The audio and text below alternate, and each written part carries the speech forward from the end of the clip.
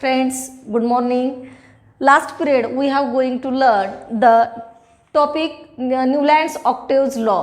Newlands octave लॉचे आपण या ठिकाणी लिमिटेशन्स पाहिले, लॉज पाहिले आणि त्याचबरोबर न्यूलँड्स हा कसा फेल ठरला याबद्दल सुद्धा आपण चर्चा केलेली आहे.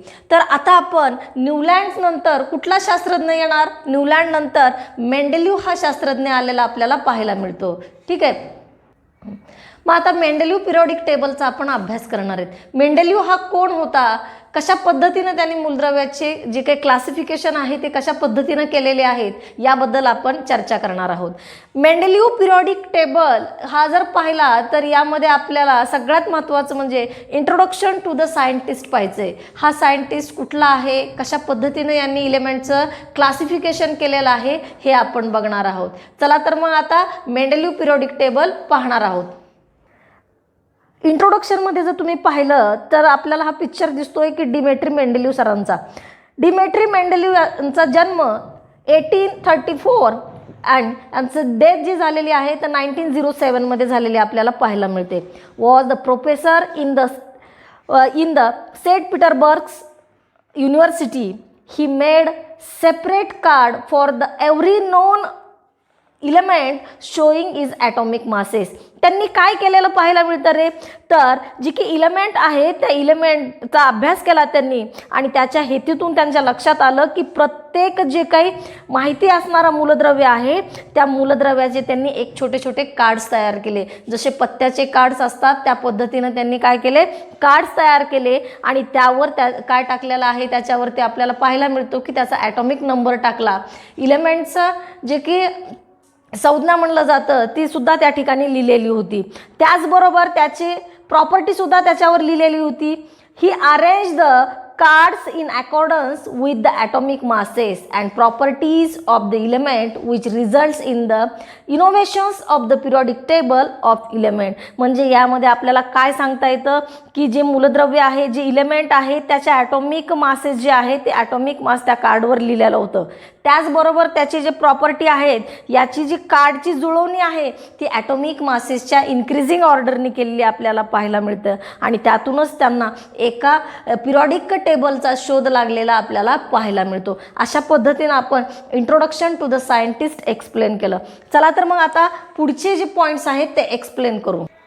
मग आपल्याला माहिती आहे की मेंडेलिव्ह जे होते, डिमेट्री मेंडेलिव्ह यांचा जन्म केव्हा झाला तर यांचा जन्म 1834 मध्ये झालेला आपल्याला पाहायला मिळतो. कुठं राहत होते, कुठले होते तर the Russian scientist Dmitri Mendeleev develop the periodic table. Russian scientist होते, त्यांनी एक पिरियॉडिक टेबल काय केला, डेव्हलप केला. कशा पद्धतीनं डेव्हलप केलेला पाहायला मिळतो तर त्यांनी एक छोटे छोटे कार्ड्स तयार केले आणि त्या कार्ड्सवरती ॲटॉमिक मास लिहिलेला आहे आणि त्याचबरोबर त्याचे फिजिकल आणि केमिकल प्रॉपर्टी सुद्धा त्यांनी मेन्शन केलेले आपल्याला पाहायला मिळतात.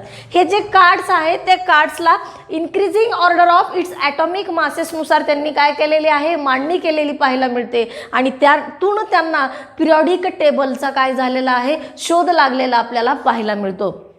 तर रशियन सायंटिस्ट डिमेट्री मेंडेलिव्ह यांनी डेव्हलप केलेला जो काही पिरियॉडिक टेबल आहे त्या पिरियॉडिक टेबलमध्ये element during the periods 1869 to 1872. मग आता यांचा शोध केव्हा लागला, पिरियॉडिक टेबलचा शोध केव्हा लागला तर 1869 to 1872 मध्ये यांनी मेंडेलिव्ह पिरियॉडिक टेबलचं सर्चिंग केलेले, शोध लावलेला आपल्याला पाहायला मिळतो. मग आता यामध्ये सगळ्यात महत्त्वाचा गुणधर्म कुठला मानला, बेसिक जी काही प्रॉपर्टी आहे ती कशाला मान्य केली त्यांनी, it is the most important step in the classification of element. हा जर बघितला तर पिरियॉडिक टेबलचं जे आपण क्लासिफिकेशन केलं आहे त्या क्लासिफिकेशनमध्ये सगळ्यात महत्त्वाची पायरी जी आहे ती मेंडेलिव्ह पिरियॉडिक टेबलची मानली जाते. डोबेरायनर झाला, न्यूलँड झाला आणि थर्ड आहे मेंडेलिव्ह. तर ह्या तिघांमध्ये सगळ्यात महत्त्वाची पायरी तर कुठली मानली जाते क्लासिफिकेशन ऑफ पिरियडमध्ये तर मेंडेलिव्ह पिरियडिक टेबलची सगळ्यात महत्त्वाची पायरी मांडली जाते. का मांडली जाते? कारण की consider the fundamental properties of element is the atomic mass. त्यांनी काय कन्सिडर केलं की इलेमेंटची फंडामेंटल प्रॉपर्टी काय असली पाहिजे? ॲटॉमिक मास असली पाहिजे. जसं की डोबेरायनर सुद्धा ॲटॉमिक मासच कन्सिडर केलं होतं, न्यूलँडनी सुद्धा ॲटॉमिक मासेसच कन्सिडरेशन केलं होतं, पण 8 इलेमेंटच्या थ्रू केलं होतं.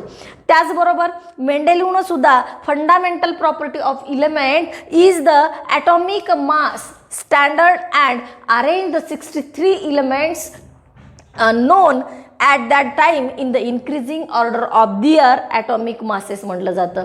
सगळ्यात महत्त्वाची गोष्ट, ज्या वेळेस मेंडेलिव्ह पिरियडिक टेबल अस्तित्वात आला त्यावेळेला 63 इलेमेंट्स काय होते? नोन होते. या 63 इलेमेंटची त्यांनी जी मांडणी आहे ती मांडणी करत असताना फंडामेंटल प्रॉपर्टी जी आहे ती कशाला मांडली? ॲटॉमिक मासेसला मांडली.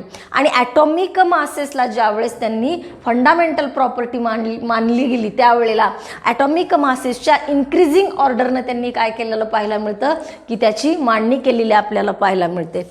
He classified elements in accordance with the physical and chemical properties of this element. लक्षात घ्या, त्यांनी ज्या वेळेस ह्याच्यामध्ये असणारे जे इलेमेंट्स आहेत त्या इलेमेंटची जी मांडणी केलेली होती ॲटॉमिक मासेसच्या थ्रू, त्यावेळेला त्याचे जे काही गुणधर्म आहेत फिजिकल आणि केमिकल प्रॉपर्टी ज्या आहेत त्याचा सुद्धा विचार केलेला होता की त्या इन्क्रीजिंग ऑर्डरनं ज्यावेळेस त्यांनी मांडणी केली आणि काही काळानंतर त्याच्यामध्ये त्यांना रिपिटेशन्स आलेले दिसतात, पिरियॉडिसिटी आलेली आपल्याला पाहायला मिळतात. आणि यावरून आपल्याला सांगता येतं की ह्यांनी कशा पद्धतीनं पिरियॉडिक टेबलची रचना केलेली आहे. मेंडेलिव्ह पिरियडिक टेबल ज्यावेळेस फॉर्मेशन होत होता त्यावेळेला नेमकं कशाच्या आधारावरती त्यांनी क्लासिफिकेशन केलं आहे ते आपण बघूया. मेंडेलिव्ह पिरियडिक टेबल ज्या वेळेला तयार झाला त्यावेळेस हायड्राइड्स आणि ऑक्साइड्स या प्रकारचे कंपाऊंड जे आहे त्यांनी फॉर्मेशन केले होते. जी की फंडामेंटल प्रॉपर्टी आपण ॲटॉमिक मास तर घेतला, परंतु हायड्राइड्स आणि ऑक्साइड्सचे कंपाऊंड्स कसे तयार झाले हे सुद्धा आपल्याला पाहायचं आहे. Mendeleev organized the periodic table on the basis of chemical and physical properties of the element. लक्षात घ्या, ज्यावेळेस मेंडेलिव्हनं पिरियडिक टेबल ऑर्गनाइज केला त्यावेळेला सगळ्यात महत्त्वाची गोष्ट म्हणजे काय की त्याच्या फिजिकल आणि केमिकल प्रॉपर्टी ह्यांचा सुद्धा विचार त्यांनी केलेला आपल्याला पाहायला मिळतो. These were the molecular formula of hydrides and oxides. त्यांनी जेवढे काही नॉन इलेमेंट होते 63 इलेमेंट त्याचे हायड्राइड्स आणि ऑक्साइडचे जे काही कंपाऊंड्स फॉर्मेशन झालेले होते त्याचा सुद्धा विचार केलेला आपल्याला पाहायला मिळतो. They found that the elements with similar physical and chemical properties repeat after definite time or time interval म्हणलं जातं. त्यांच्या काय लक्षात आलं की ज्या केमिकल आणि फिजिकल प्रॉपर्टी आहेत त्याच्यामध्ये रिपिटेशन्स येत असताना त्यांना पाहायला मिळालं. कसं रिपिटेशन पाहायला मिळालं? जे की ॲटॉमिक मासेसच्या इन्क्रीजिंग ऑर्डरनं काही इलेमेंट लिहिल्यानंतर परत त्यांच्यामध्ये पहिल्या मूलद्रव्यासारख्या त्यांना काय दिसायला लागल्या? प्रॉपर्टी दिसायला लागल्या, फिजिकल आणि केमिकल प्रॉपर्टी दिसत होत्या. त्याचबरोबर जर तुम्ही विचार केला तर ह्या फिजिकल आणि केमिकल प्रॉपर्टी ज्या इलेमेंटच्या सेम आहेत त्याच रखाण्यामध्ये ते इलेमेंट त्यांनी परत लिहिले आणि त्याची जी काही अरेंजमेंट आहे ती इन्क्रीजिंग ऑर्डर ऑफ इलेमेंट्स त्यांनी केलेले आपल्याला पाहायला मिळते. मग या सगळ्या गोष्टी विचारात घेऊन त्यांनी मेंडेलिव्ह पिरियडिक लॉ हा काय केला आहे? इस्टॅब्लिश केला आहे. काय सांगतो आपल्याला मेंडेलिव्ह पिरियडिक टेबल की रिपिटेशन्स किंवा पुनरावृत्ती होणं म्हणजेच काय? पिरियॉडिसिटी म्हणलं जातं. रिपिटेशन्स किंवा त्यामध्ये असलेली जी की पुनरावृत्ती आहे त्याला आपण काय म्हणलो? पिरियॉडिसिटी असं म्हणलं जातं. मग आपल्याला प्रॉपर्टीजमध्ये जी काही फिजिकल किंवा केमिकल प्रॉपर्टीज आहेत त्या फिजिकल आणि केमिकल प्रॉपर्टीमध्ये रिपिटेशन्स यायला लागले, पिरियॉडिसिटी येत असताना पाहायला मिळतं किंवा पुनरावृत्ती होत असताना आपल्याला पाहायला मिळतं. याच्या आधारे आपण काय मेंडेलिव्ह पिरियडिक लॉ म्हणतो ते आपण पाहूया. 2 मार्काला परीक्षेमध्ये विचारला जाऊ शकतो. Mendeleev periodic law, the property of elements are periodic functions of their atomic masses. Property of इलेमेंटच्या अशा प्रॉपर्टी ज्या की periodic functions of their atomic masses, त्यांच्या ॲटॉमिक मासेसच्या ज्या काही प्रॉपर्टी आपण घेतलेल्या होत्या फिजिकल आणि केमिकल प्रॉपर्टी, त्याच्यामध्ये रिपिटेशन्स येत असताना आपल्याला पाहायला मिळतं. हा त्याचा लॉ झाला. आणखीन एकदा लॉ ऐका. Properties of elements are periodic functions of their atomic masses म्हणलं जातं. मग आता ह्या पिरियॉडिक टेबल तयार झालेला आहे. पिरियॉडिक टेबलमध्ये जर तुम्ही बघितलं तर असा बॉक्सेस तयार झालेले आहेत. मग त्याच्यामध्ये व्हर्टिकल कॉलम आहेत, हॉरिझॉन्टल लाईन्स आहेत, व्हर्टिकल कॉलम, हॉरिझॉन्टल लाईन्स आहेत. मग आता मेंडेलिव्हनं काय म्हणलं आहे, जे की व्हर्टिकल कॉलम्स आहेत त्या व्हर्टिकल कॉलमला काय म्हणतोय मेंडेलिव्ह, तर व्हर्टिकल कॉलमला ग्रुप्स म्हणलंय. व्हर्टिकल कॉलम जे असतात, उभे जे स्तंभ असतात त्याला त्यांनी काय म्हणलं, ग्रुप्स म्हणलं. मग आता मेंडेलिव्हनं या ग्रुपला नाव काय दिलं, रोमन अंकामध्ये लक्षात घ्या 1 to 8 ग्रुप्स आहेत. हा ऑब्जेक्टिव्हमध्ये क्वेश्चन विचारला जातो. फर्स्ट अ मध्ये हा क्वेश्चन विचारला जातो, फर्स्ट ए मध्ये क्वेश्चन विचारला जातो, 1 मार्काला क्वेश्चन असतो. व्हर्टिकल कॉलमला जसं की तुम्ही पाहिलं, आणखी पुढे सुद्धा आपण पाहणार आहेत, व्हर्टिकल कॉलम जे पिरियॉडिक टेबलमध्ये आहेत त्यांना ग्रुप्स म्हणायचं. आणि मेंडेलिव्ह पिरियॉडिक टेबलमध्ये किती ग्रुप्स आहेत, तर 8 ग्रुप आहेत. किती आहेत, 8. त्याला नंबरिंग कशी दिलेली आहे, 1 to 8 रोमन अंकामध्ये त्याला आपण नंबरिंग दिलेली पाहायला मिळते. त्याचबरोबर हॉरिझॉन्टल लाईन्स, हॉरिझॉन्टल म्हणजे आडव्या ओळी ज्या आहेत त्या आडव्या ओळींना पिरियड्स म्हणलेलं आहे. काय म्हणलं आहे, पिरियड्स म्हणलं आहे. हे पिरियड्स मेंडेलिव्ह पिरियॉडिक टेबलमध्ये किती आहेत रे, तर मेंडेलिव्ह पिरियॉडिक टेबलमध्ये हे पिरियड्स 12 आहेत. याला नंबरिंग कशी दिलेली आहे, 1 ते 12 याला नंबरिंग दिलेली आपल्याला पाहायला मिळते. चला तर मग याचे जे काही मॉलिक्युलर फॉर्म्युले तयार केलेले आहेत, जे की कंपाऊंड फॉर्मेशन केले आहेत, कशाच्या मदतीनं, तर याच्यामध्ये असणारे हायड्राइड्स आणि ऑक्साइड्स जे आहेत फॉर्म्युले तयार केलेले त्यांनी विचारात घेतले होते. हायड्राइड्स आणि ऑक्साइड्स जे काही फॉर्म्युले तयार केले होते. मग general formula of oxides and hydrides ते त्याच्या जे काही ग्रुप्स आहेत ग्रुप्सला टॉपला लिहिलेले आपल्याला पाहायला मिळतात. कशा पद्धतीनं, R2O, R2O3 अशा पद्धतीनं. पण आता सध्या स्थितीमध्ये आपण अशा पद्धतीनं लिहितो, R2O, R2O3 अशा पद्धतीनं. पण मेंडेलिव्हच्या वेळेला त्याच्या डोक्यावर नंबर लिहिण्याची पद्धत होती. लक्षात घ्या, R म्हणजे कुठलाही इलेमेंट आहे जे की त्यावेळेला मेंडेलिव्हच्या पिरियॉडिक टेबलमध्ये लिहिलेला होता. मग आता सपोज आपण हायड्रोजन घेऊया. हायड्रोजनचा फॉर्म्युला म्हणजे हायड्रोजन हा हायड्राइडमध्ये येतो, त्याचं जर ऑक्सिजन बरोबर कॉम्बिनेशन केलं असेल तर H2O असं लिहिता, बरोबर. म्हणजे मेंडेलिव्हच्या पिरियॉडिक टेबलमध्ये अशा पद्धतीनं ऑक्साईड फॉर्मेशन केलेलं आपल्याला पाहायला मिळतं. परंतु आता आपण कसं लिहितो, H2O या पद्धतीनं लिहित असताना पाहायला मिळतात. म्हणजेच बॉटमला आपण काय करतोय, त्याचा नंबर देतो. त्याची व्हॅलन्सी जी आहे ती जी की कंपाऊंड फॉर्मेशन करत असताना आपण व्हॅलन्सी लिहित असतो ती त्याच्या बॉटमला लिहितो. परंतु मेंडेलिव्ह पिरियॉडिक टेबलमध्ये त्याच्या डोक्यावर लिहिण्याची पद्धत होती. हे समजून घ्या, सगळ्यात महत्त्वाचं आहे. हा मेंडेलिव्ह पिरियॉडिक टेबल आहे. या मेंडेलिव्ह पिरियॉडिक टेबलमध्ये जे की व्हर्टिकल कॉलम्स आहेत, हे व्हर्टिकल कॉलम्स आहेत. पहा, हे तुम्हाला व्हर्टिकल कॉलम्स दिसतात. ह्या व्हर्टिकल कॉलमला काय म्हणायचं, तर ग्रुप्स म्हणलंय. मग आपल्याकडे ग्रुप्स किती आहेत, ग्रुप फर्स्ट, सेकंड, थर्ड असे 8 ग्रुप्स आहेत, बरोबर आहे. यामध्ये त्यांनी कुठली प्रॉपर्टी घेतलेली आहे, तर फिजिकल आणि केमिकल प्रॉपर्टीचा विचार करून त्यांनी मॉलिक्युलर फॉर्म्युले तयार केले. कशाबरोबर, हायड्राइड्स आणि ऑक्साइड्स बरोबर केलेले आपल्याला पाहायला मिळतात. हे इलेमेंट आहे ते जे आपल्याला मेंडेलिव्हच्या पिरियॉडिक टेबलमध्ये दिसत आहेत, बरोबर आहे. हायड्रोजन आहे, लिथियम आहे. फर्स्ट ग्रुपमधले जे काही तुम्ही इलेमेंट बघितले ते कुठले आहेत, हायड्रोजन, लिथियम, सोडियम, पोटॅशियम हे फर्स्ट ग्रुपमध्ये आहेत. आता या मेंडेलिव्ह पिरियॉडिक टेबलमध्ये हॉरिझॉन्टल लाईन्स आहेत, हॉरिझॉन्टल रोज आपल्याला पाहायला मिळतात. म्हणजे आडव्या ओळी म्हणायचं, हॉरिझॉन्टल रोज. याला काय म्हणलं रे, पिरियड्स म्हणलं. आणि या मेंडेलिव्ह पिरियॉडिक टेबलमध्ये पिरियड्स किती आहेत, 1 ते 12 पिरियड्स आहेत. किती आहेत, 1 ते 12 पिरियड्स आपल्याला पाहायला मिळतात. यांना जनरल नंबरिंग केलेले आपल्याला पाहायला मिळते.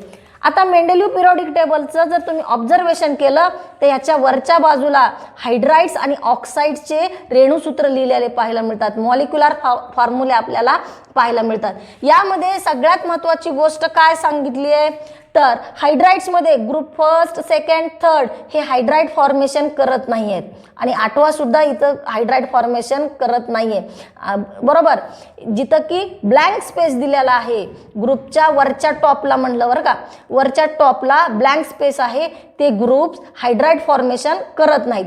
मग कोण हायड्राइड फॉर्मेशन करतं? RCH4, RCH3, RH2, RH हे काय करतात? Hydride formation. हायड्राइड फॉर्मेशन म्हणजे काय? आरच्या ठिकाणी कुठलाही इलेमेंट घ्या. सपोज आरच्या ठिकाणी जर आपण कार्बन घेतला, ह्या रखान्यामध्ये कुठला आहे? कार्बन आहे. कुठला आहे रे? कार्बन आहे. पहा, कार्बन जर त्याच्यात असेल तर आपल्याला काय फॉर्म्युला आहे? RH4 आहे. कार्बन आरच्या ठिकाणी ठेवा, CH4 तयार होईल, म्हणजे मिथेन तयार होईल. आता सद्यस्थितीला आपण CH4 असा लिहितो, त्याला काय म्हणायचं?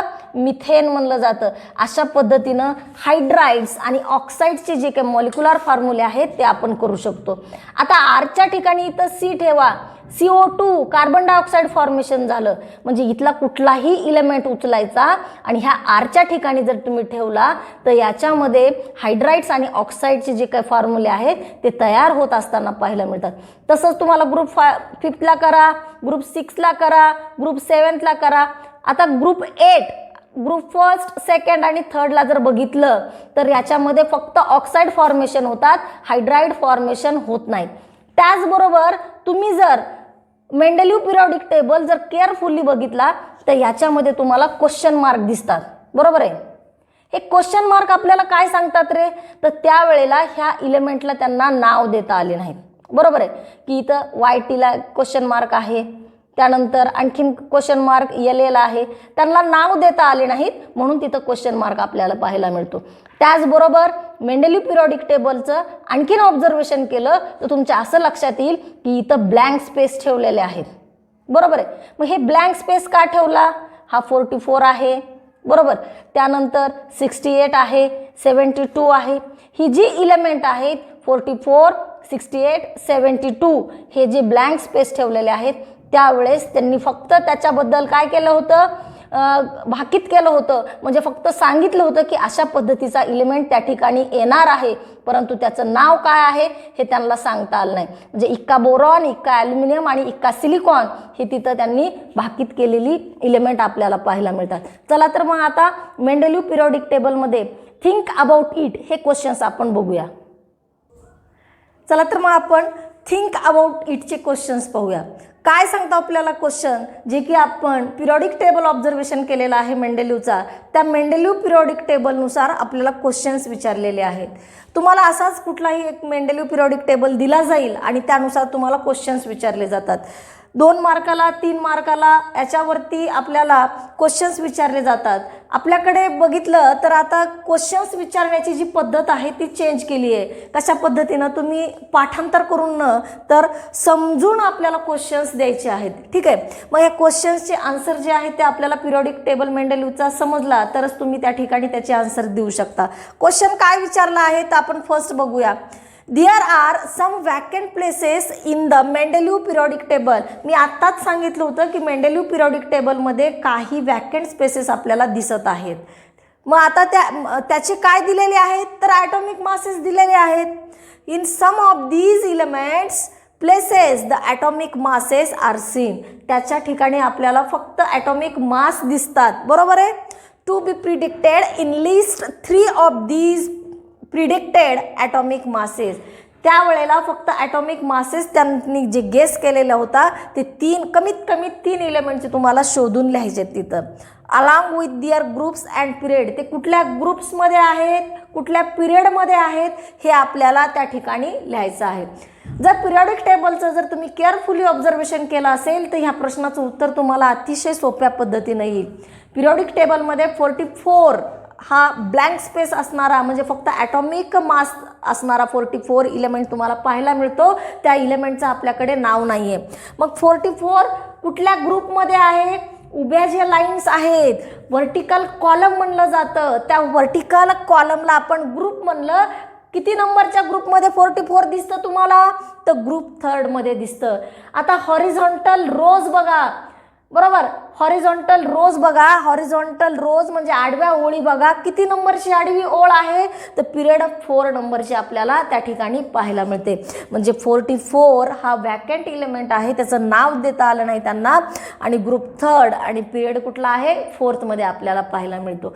तसंच नेक्स्ट बघा, कुठं त्याच्यामध्ये ब्लँक स्पेस दिसते, त्याच्या खालीच आपल्याला 68 नंबरला दिसते. बरोबर आहे. ग्रुप 3 ॲज इट इज आहे, ग्रुप 3 ॲज इट इज आहे. पिरियड कुठला आहे रे, 5th पिरियड आहे. म्हणजे इथं काय लिहिणार, ग्रुप 3. पिरियड कुठला आहे, ग्रुप 5th आहे. 68 हा इलेमेंट आपल्याला त्या ठिकाणी ॲटॉमिक मास असणारा पाहायला मिळतो. त्यानंतर 72 आहे. 72 मध्ये ग्रुप किती आहे, ग्रुप 4th आहे. पिरियड कुठला आहे, 5th पिरियडमध्ये आपल्याला पाहायला मिळतं. पिरियड 5th मध्ये. म्हणजेच ज्या वेळेला तुम्ही मेंडेलिव्ह पिरियोडिक टेबलचा अभ्यास करता त्यावेळेस तुमचं ऑब्झर्वेशन हे कसं असलं पाहिजे, केअरफुली असलं पाहिजे. मेंडेलिव्ह पिरियोडिक टेबल हा तुम्हाला समजलेला असला पाहिजे, तरच अशा पद्धतीनं तुम्हाला प्रश्नाची उत्तरं लिहिता येतील. ठीक आहे. नेक्स्ट क्वेश्चन आपल्याकडे दिलेला आहे थिंक अबाउट इट मधला. कुठला आहे रे, due to the uncertainty in the names of some of the elements a question mark is indicated before the symbol in Mendeleev periodic table. What are such symbols? तुम्हाला मेंडेलिव्ह periodic टेबलमध्ये काही question marks दिसतात, त्याच्या इलेमेंटच्या नावाची जी काही आपण नावं लिहिलेली आहेत त्याच्या अगोदर एक सिम्बॉल दिसतो. ते सिम्बॉल असणारे जे इलेमेंट आहेत ते किती आणि कोणते आहेत ते तुम्हाला लिहायचे आहेत त्या ठिकाणी. तर आपल्याला बघितलं मेंडेलिव्ह पिरियोडिक टेबल जर तुम्ही ऑब्झर्व केला तर त्यामध्ये तुम्हाला YT, DI, CE, ER, LA ह्या इलिमेंटच्या अगोदर क्वेश्चन मार्क असताना तुम्हाला पाहायला मिळतो. अशा पद्धतीने आपण थिंक अबाउट इटचे क्वेश्चन्स कंप्लीट केलेले पाहायला मिळतात त्या ठिकाणी. पाहणार आहोत की मेंडेलिव्हचे मिरिट्स पाहणार आहोत. मिरिट्स ऑफ मेंडेलिव्ह पिरियोडिक टेबल. जर तुम्ही पाहिलं तर सगळ्यात महत्त्वाची गोष्ट म्हणजे काय, सायन्स इज अ प्रोग्रेसिव्ह. विज्ञानाला जे की बदल करण्याची गरज आहे, किंवा विज्ञानामध्ये जर तुम्ही पाहिलं तर विज्ञान हे प्रगतशील आहे किंवा प्रोग्रेसिव्ह आहे असं म्हणलं तरी हरकत नाही आहे. विज्ञानामध्ये किंवा सायन्समध्ये नंबर ऑफ प्रॅक्टिकल्स करण्याची मुभा असते. जसं की तुम्ही इतिहासात बघितल्या ज्या चुका मागे झालेल्या आहेत त्या पुढे सुधारण्याची जी मुभा असते ती सायन्समध्ये आपल्याला पाहायला मिळते. याची पूर्ण जी कॅरेक्टरिस्टिक्स आहेत जी की सायन्स रिलेटेड तुम्हाला पाहायला मिळतात, की नंबर ऑफ प्रॅक्टिकल्स तुम्ही करू शकता किंवा मागच्या ज्या चुका आहेत त्या सुधारण्याची जी मुभा मिळते ती सायन्समध्ये असते, बाकीच्या कुठल्याही याच्यामध्ये तुम्हाला मिळणार नाही. ते पूर्ण कॅरेक्टरिस्टिक्स तुम्हाला कुठं पाहायला मिळतात तर मेरिट्स ऑफ मेंडेलिव्ह पिरियोडिक टेबलमध्ये पाहायला मिळतात. कशा पद्धतीने merits of Mendeleev periodic table establish केलेलं आहे ते आपण बघूया. मेरिट्स काय आहेत की कशा पद्धतीनं सुधारणा केलेल्या आहेत त्या डोबेरायनर आणि न्यूलँड यांच्यातून हे काय शिकलेले आहेत आणि यांच्या चुका यांनी कशा दुरुस्त केलेल्या आहेत हे आपल्याला पाहायचं आहे या ठिकाणी. जर तुम्ही पाहिलं मेंडेलिव्ह यांच्या लक्षात आलं की मी लिहिलेली माहिती ही अंतिम नसून यामध्ये तुम्ही येणारे जे काही इलेमेंट आहेत ते त्याच्यामध्ये ॲड करू शकता, हे सुद्धा त्यांनी आपल्याला सांगितलेलं आहे. जसं की डोबेरायनर आहे, न्यूलँड आहे, त्यांनी तितकाच विचार केला होता आणि तेवढ्याच इलेमेंटचं काय केलं, क्लासिफिकेशन करण्याचा प्रयत्न केलेला होता. परंतु मेंडेलिव्ह यांनी काय केलं की पुढचा विचार केलेला आपल्याला पाहायला मिळतो. कसा पुढचा विचार केलेला आहे ते आपण त्यांच्या मेरिट्समधनं पाहणार आहेत. फर्स्ट मेरिट काय आहे, 3च मेरिट आहेत, 3 मार्काला परीक्षेमध्ये विचारलं जातं. पहिला मेरिट आपण विचारात घेणार आहेत, atomic masses of some element we revised so as to give them proper place in the periodic table. त्यांनी ॲटॉमिक मासेसमध्ये सुधारणा केली. का सुधारणा केली की त्या इलेमेंटला पिरियोडिक टेबलमध्ये प्रॉपर जागा देता यावी म्हणून त्यांनी ॲटॉमिक मासेसची काय केलेली आहे, दुरुस्ती केली किंवा त्या ठिकाणी रिवाइज केलेलं आपल्याला पाहायला मिळतं. The periodic table in accordance with their properties, त्याच्या प्रॉपर्टीजनुसार त्या पिरियोडिक टेबलमध्ये त्यांना जागा देता यावी म्हणून त्यांनी रिवाइज केलेलं आहे ॲटॉमिक मास. मग कशाचं केलेलं आहे आपण एक्झाम्पलच्या थ्रू एक्सप्लेन करूया. काय आहे, the previously determine atomic mass of beryllium. बेरिलियमचं पूर्वीचं ॲटॉमिक मास जर तुम्ही विचारात घेतलं तर पूर्वीचं ॲटॉमिक मास 14.09 आहे. मग 14.09 चेंज अरेंज करून त्यांनी करेक्ट व्हॅल्यू बेरिलियमची काढलेली आहे. ती किती आहे? 9.4 काढली. आणि beryllium was placed before the boron. म्हणजे बेरिलियमला ह्याच्यानुसार, त्याच्या प्रॉपर्टीजनुसार आणि त्याच्या ॲटॉमिक मासेसनुसार त्या पिरियॉडिक टेबलमध्ये त्यांनी जागा दिलेली आहे. Beryllium was placed before the boron. म्हणजे बेरिलियमला जागा कधी दिली? बोरॉनच्या अगोदर दिली. केव्हा? तुम्ही जर स्टार्टिंगला बघितलं तर बेरिलियमचा ॲटॉमिक मास 14.09 आहे. ज्यावेळेस त्यांनी रिवाईज केलं किंवा दुरुस्त केलं त्यावेळेला तुम्हाला बेरिलियमचं नवीन ॲटॉमिक मास आहे 9.4. आणि त्यामुळे आपण पिरियॉडिक टेबलमध्ये बेरिलियमला बोरॉनच्या अगोदर स्थान दिलेलं किंवा प्लेस दिलेली आपल्याला त्या ठिकाणी पाहायला मिळते. आपण पाहणार आहोत Mendeleev kept vacant places in the periodic table for element not discovered till then. मेंडेलिवनं काय केलं होतं की त्याच्या पिरियॉडिक टेबलमध्ये काही व्हॅकंट स्पेस ठेवलेल्या होत्या. ह्या व्हॅकंट स्पेस कशासाठी ठेवलेल्या होत्या? जोपर्यंत नवीन मूलद्रव्य शोध लागत नाहीत तोपर्यंत त्या व्हॅकंट प्लेसेस तशाच राहतील असं त्यांनी सांगितलेलं होतं. मग there are of these unknown element we are given the names of. मग ते अननोन इलेमेंट जे होते ज्यांचा की शोध लागलेला नव्हता त्याच्यासाठी त्यांनी नावं दिलेली होती. इक्का बोरॉन, इक्का ॲल्युमिनियम, इक्का सिलिकॉन असे 3 इलेमेंटचे त्यांनी काय केलेलं होतं की प्रिडिक्टेड नेम दिलेले होते, भाकीत नाव दिलेले होते त्यांना, आपण असं म्हणूया. इक्का बोरॉन, इक्का ॲल्युमिनियम, इक्का सिलिकॉन त्यांचे ॲटॉमिक मासेस सुद्धा त्यांनी भाकीत केलेले होते. त्याचा अंदाज लावलेला होता की इक्का बोरॉनचा ॲटॉमिक मास 44 असलं पाहिजे, इक्का ॲल्युमिनियमचं ॲटॉमिक मास 68 असलं पाहिजे, इक्का सिलिकॉनचं जे काही ॲटॉमिक मास आहे 72 असलं पाहिजे. अशा पद्धतीनं कालांतराने त्याचा नवीन इलेमेंटचा शोध लागला आणि इक्का boron is converted into the scandium, इक्का aluminium is converted into the gallium and इक्का silicon is totally converted into the germanium. फक्त ह्याच्या प्रॉपर्टीजच नाहीत किंवा ह्याचं ॲटॉमिक मासेसच त्यांनी कन्वर्ट केलं नव्हतं किंवा भाकीत केलेलं नव्हतं, तर याच्या ॲटॉमिक मासेस बरोबर यांच्या नावाबरोबर त्याच्या प्रॉपर्टीसुद्धा त्यांनी काय केलेलं होतं की भाकीत केलेलं होतं, त्यांचं वर्णन केलेलं आपल्याला पाहायला मिळतं. मग आता सगळ्यात महत्त्वाची गोष्ट, हे क्वेश्चन्स तुम्हाला ऑब्जेक्टिव्हमध्ये येतात किंवा याच्याबद्दल तुम्हाला मॅच द पियर म्हणून असा सुद्धा क्वेश्चन त्या ठिकाणी विचारला जाऊ शकतो. इक्का बोरॉन ॲटॉमिक मास 44 स्कँडियम म्हणलं जातं. इक्का बोरॉन ॲटॉमिक मास 44 स्कँडियम म्हणायचं. इक्का ॲल्युमिनियम ॲटॉमिक मास 68 गॅलियम म्हणा. इक्का सिलिकॉन 72 ॲटॉमिक मास आहे जर्मेनियम म्हणा. ह्याच्या ज्या प्रॉपर्टीज आहेत त्या प्रॉपर्टीजबद्दल सुद्धा त्यांनी भाकीत केलेलं होतं. ते भाकीत काय आहे ते आपण चार्टच्या माध्यमातून बघूया. ठीक आहे. आता इथं प्रॉपर्टीज आपण बघूया की प्रॉपर्टीज ह्या त्यांनी भाकीत केलेल्या बरोबर होत्या किंवा नाही. हा चार्ट जर बघितला तर यामध्ये तुम्हाला पाहायला मिळतात ॲटॉमिक मास इक्का ॲल्युमिनियमचं किती आहे रे? इक्का ॲल्युमिनियमचं ॲटॉमिक मास आहे 68. तेच जर इक्का ॲल्युमिनियमचं कन्व्हर्जन कशामध्ये झालं? गॅलियममध्ये झालेलं पाहायला मिळतं. त्याचा ॲटॉमिक मास किती आहे? 69.7. ॲप्रॉक्सिमेटली नियर सेम आपल्याला पाहायला मिळतं, जे की तुम्हाला मेंडेलिवनं सांगितलं होतं त्याच पद्धतीनं. त्यानंतर त्याची डेन्सिटी बघा 5.9 आहे. इथं आपल्याला नंतर शोध लागल्यानंतर किती मिळाली आहे? 5.94. मेल्टिंग पॉईंट लो आहे, गॅलियमचा सुद्धा लोज आहे 30.2 आहे. आता क्लोराईड बरोबर त्याचा फॉर्म्युला काय तयार होतो? इक्का ॲल्युमिनियमचा ECl3 झालेला आहे. क्लोराईड बरोबर जर कॉम्बिनेशन केलं तर ECl3 झालेला आहे. आणि गॅलियम बरोबर जर बघितलं तर गॅलियम बरोबर आपल्याला GaCl3 झाला. म्हणजे क्लोराईडचे फॉर्म्युले सुद्धा आपल्याला सेमच पाहायला मिळतात. फॉर्म्युला ऑफ ऑक्साइड्स E2O3, इथं काय आहे? Ga2O3. सेम ऑक्साईडचा पण फॉर्म्युला आहे, सेम क्लोराईडचा पण फॉर्म्युला आहे. नेचर ऑफ ऑक्साइड्स ॲम्पिटोरिक ऑक्साईड आहे, म्हणजे ॲसिड पण नाही बेस पण नाही, ॲम्पिटोरिक म्हणायचं. इथं सुद्धा ॲम्पिटोरिक ऑक्साईड फॉर्मेशन झालेला मिळतो. हे सर्व जे काही प्रॉपर्टी आहे, हे सर्व काही गुणधर्म मेंडेलिव पिरियॉडिक टेबलमध्ये खूप इम्पॉर्टंट ठरले.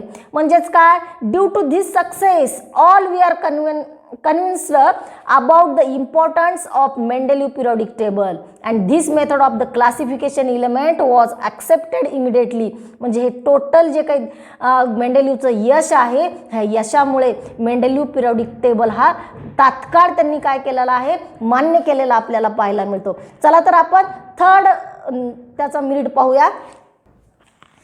थर्ड मिनिट आपल्याला काय सांगतो, there was no place reserved for the noble gases in a Mendeleev original periodic table.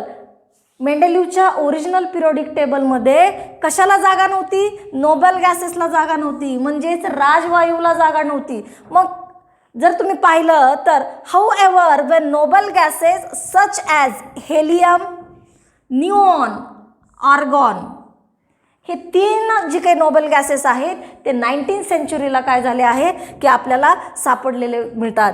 मग discovered towards the end of 19th century म्हणजे 19व्या शतकाच्या शेवटी हे 3 आपल्याला पाहायला मिळतात. हेलियम, निऑन, आर्गॉन हे 3 जे काही इलेमेंट आहेत ते 3 इलेमेंट नोबेल गॅसेस म्हणून ओळखले जातात, हे आपल्याला पाहायला मिळाले. Were discovered towards the end of 19th century Mendeleev created the zero group. मेंडेलिव्हनं काय तयार केला, झिरो ग्रुप तयार केला.